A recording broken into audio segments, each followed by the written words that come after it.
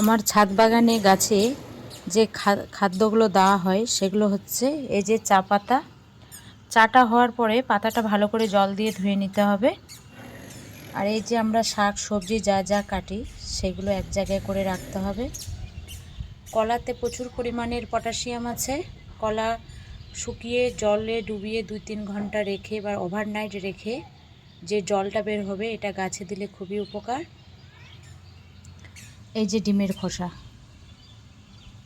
এটাকে শুকিয়ে mixer grind করে পাউডারের মতো করে গাছে দিলে খুব উপকার হয়। এই যে আমার ছাদ বাগানের পরিচর্যা করতে গেলে কি কি করতে হয় আমাকে,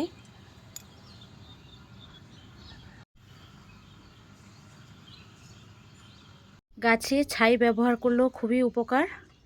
এই যে এখানে ছাই সব এখানে জমানো করা হচ্ছে 1 মাস আগেকার। এই যে দেখুন, এগুলো একদম রেডি হয়ে গেছে।